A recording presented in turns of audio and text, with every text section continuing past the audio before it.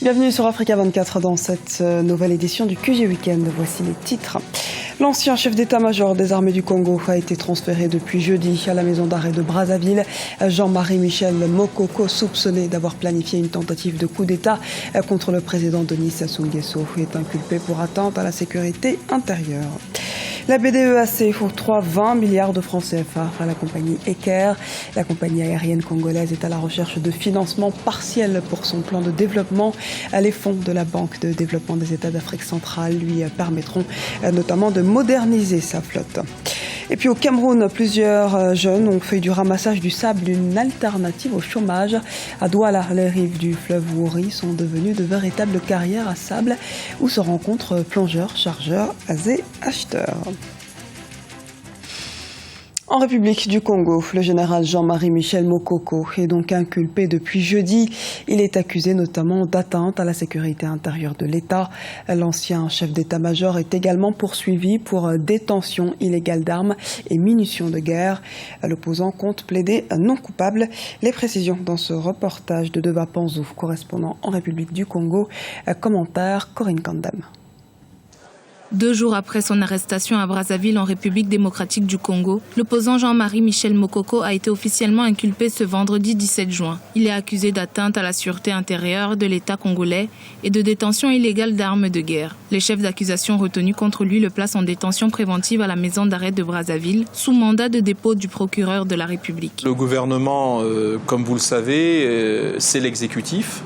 Et dans un état de droit, l'exécutif n'a pas à commenter les décisions judiciaires. Il est manifeste par contre, et c'est le seul commentaire que je formulerai à ce stade du dossier, que si le parquet a estimé devoir procéder à la mise sous mandat de dépôt de M. Mokoko, c'est qu'il existe probablement des éléments sérieux qui justifient la mesure judiciaire qui est prise. Les partisans de Jean-Marie Michel Mokoko, interdits de manifester depuis la matinée du vendredi 17 juin, dénoncent une injustice et une manipulation politique. Ces derniers demandent la libération de l'ex-chef d'état-major des armées. En arrêtant de façon arbitraire le général Jean-Marie Michel Mokoko, M. Denis Sassou Nguesso vient de prouver son refus catégorique de ce dialogue politique inclusif, le seul qui peut faire sortir le pays de la crise actuelle. La conférence des présidents du FROCAD, IDC et composante GM3 se réserve désormais le droit citoyen de consulter toutes les forces politiques et sociales républicaines en vue de mettre en place un comité préparatoire de ce dialogue inclusif. Alors qu'une enquête judiciaire est ouverte, Jean-Marie Michel Mokoko dit ne pas reconnaître les faits qui lui sont reprochés. Le 24 mars 2016, le candidat malheureux de la présidentielle du 17 février 2016 avait appelé à un soulèvement qu'il avait qualifié de pacifique. Un appel au recomptage des voix que le pouvoir dénonce comme étant un mouvement de désobéissance civile. Le général Mokoko a réfuté en bloc les chefs d'inculpation retenus contre lui. Écoutons à ce propos les précisions d'Éric Yvon Ibouanga, avocat du général Jean-Marie Michel Mokoko. Il a été placé sous mandat de dépôt en détention préventive à la maison d'arrêt. 2 chefs d'inculpation sont retenus contre lui, atteinte à la sécurité intérieure de l'État et détention illégale d'armes et munitions de guerre. Hier, les 4 avocats ont assisté au premier interrogatoire devant le doyen des juges d'instruction et le tribunal de grande instance de Brazzaville. Aujourd'hui, je l'ai rencontré à la maison d'arrêt. Il a refuté en bloc des accusations portées contre lui. Et donc, nous attendons la suite de la procédure. Signature d'un accord de prêt entre la Banque de développement des États de l'Afrique centrale et le gouvernement de la République du Congo d'un montant de 20 milliards de francs CFA. Ce financement a pour objectif de financer partiellement le plan de développement de la compagnie aérienne Eker. Les précisions d'Aliun Guindo. Equatorial Congo Airlines, la compagnie aérienne de la République du Congo, reçoit un financement de 20 milliards de francs CFA de la Banque de développement des États de l'Afrique centrale. La convention de prêt a été signée à Brazzaville, capitale congolaise, entre le président de la BDEAC et le ministre des Finances congolais.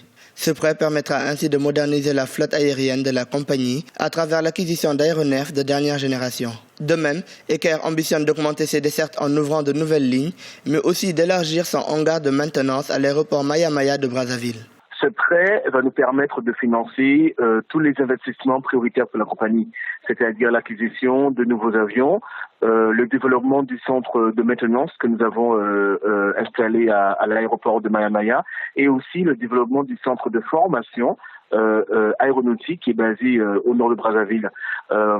Pour nous, ce prêt tombe à pic parce que ça va nous permettre de réaliser ces projets qui sont importants dans les 3 prochains mois. À travers le développement d'Eker, le gouvernement congolais compte faire évoluer son offre en matière d'infrastructures de transport, essentielle pour le développement socio-économique du pays. Une ambition dont se réjouit la BDEAC, encourageant le pays dans sa politique de diversification économique. Vous savez que le Congo accorde une importance capitale au transport aérien.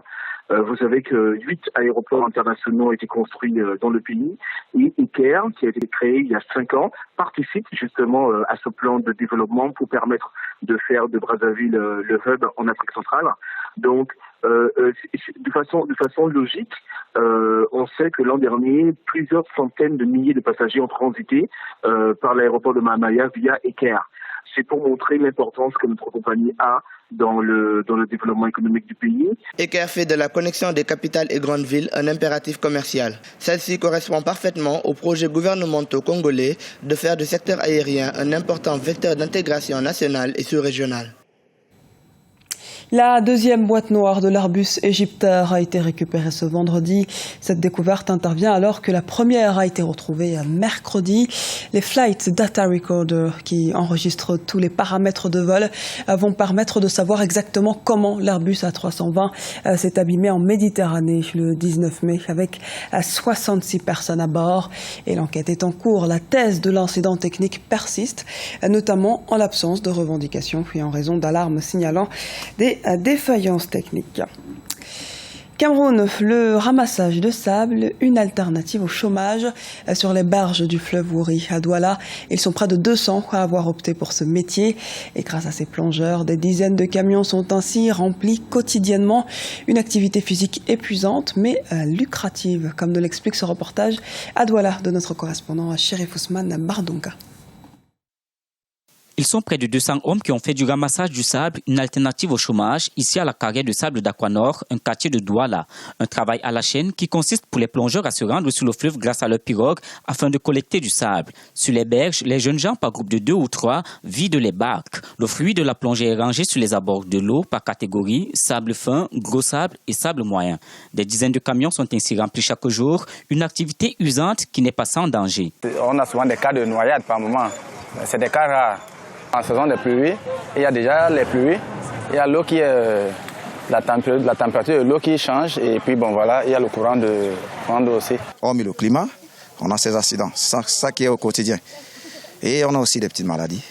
Oui, comme moi j'ai été victime d'un AVC aigu, la paralysie, j'ai été paralysé, j'ai perdu l'usage de ma bouche que je parle aujourd'hui, mon bras et mon jambe. Malgré les multiples difficultés qu'ils rencontrent au quotidien, plongeurs et chargeurs font du ramassage du sable un véritable métier, une activité qui leur permet de subvenir à leurs différents besoins. Quelqu'un qui n'avait pas de femme s'est marié avec des enfants et d'autres ils se sont construits, d'autres sont en location. Vous voyez, c'est quand même quelque chose. Ce travail me permet déjà d'avoir une famille. Je vis avec une amie. Nous avons un enfant qui va à l'école, en santé comme tout le monde dans ce pays, sans compter d'autres investissements que je fais. La carrière de sable d'Aquanor est devenue le principal lieu d'approvisionnement en sable à Douala. Près de 200 familles vivent de cette activité qui relève cependant du secteur informel. Et pour les observateurs, l'État gagnerait à l'encadrer pour garantir la sécurité et l'assurance des différentes parties prenantes et pour une contribution plus efficiente à l'économie camerounaise. C'était le journal de la rédaction. Merci de nous avoir suivis. À retrouver dans un instant une nouvelle édition de l'actualité sur Africa 24.